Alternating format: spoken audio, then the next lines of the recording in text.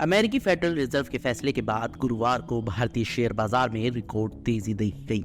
Sensex जहां पहली बार 70,000 अंक के पार बंद हुआ, तो वहीं निफ्टी दिन के कारोबार में 20,200 के स्तर के पार चला गया था।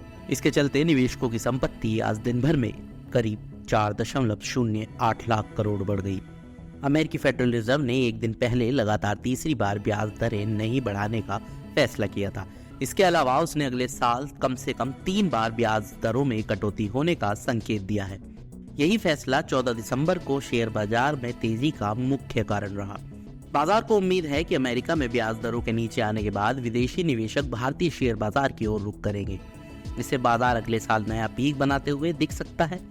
इसके अलावा सरकार ने एक दिन पहले बताया कि देश का औद्योगिक उत्पादन यानी इंडस्ट्रियल प्रोडक्शन अक्टूबर में 16 महीने के उच्च स्तर पर रहा। खासतौर से मैन्युफैक्चरिंग सेक्टर के प्रोडक्शन में 10% से ज्यादा की ग्रोथ देखने को मिली। इस बीच स्टॉक मार्केट में आज सबसे ज्यादा उछाल आईटी और रियलिटी शेयरों में देखने को मिला। बाजार में तेजी चौतरफा थी क्योंकि बीएससी के सभी सेक्टोरल हरे निशान में बंद हुए। वहीं मिड कैप इंडेक्स 1.06% और स्मॉल कैप इंडेक्स 0.62% की बढ़त के साथ बंद हुआ। कारोबार के अंत में बीएससी सेंसेक्स 929.60 अंक यानी 1.34% की तेजी के साथ 70,514.20 अंक पर बंद हुआ। वहीं एनएसई का 50 शेयरों वाला इंडेक्स निफ्टी 256.35 अंक या 1.23% बढ़कर 21,182.70 के स्तर पर बंद हुआ। बीएसई में लिस्टेड कंपनियों का कुल मार्केट कैपिटलाइजेशन 14 दिसंबर को बढ़कर 355.27 लाख करोड़ रुपए पर पहुंच गया, जो इसके पिछले कारोबारी दिन यानी मंगलवार 13 दिसंबर को 351.19 लाख करोड़ रुपए था। इस तरह बीएसई में लिस्टेड कंपनियों का मार्केट कैप करीब 4.08 लाख करोड़ रुपए बढ़ा है। 15 दिसंबर को कैसी रह सकती है बाजार की चाल?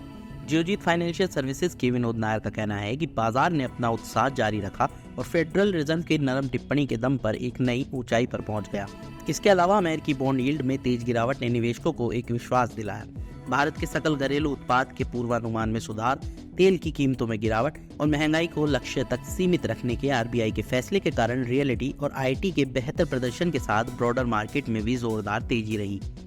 रेनिगेयर ब्रोकिंग के अजीत मिश्रा का कहना है कि पॉजिटिव ग्लोबल संकेतों को देखते हुए बाजार एक हल्के ठहराव के बाद आज फिर तेजी का रुख पकड़ता दिखा। मजबूत अमेरिकी इंडेक्सों का असर हमारे बाजारों पर जारी रह सकता है और अब हमारी नजर निफ्टी में 21,500 पर है। बैंकिंग और आईटी शेयरों को प्राथमिकता देनी चाहिए।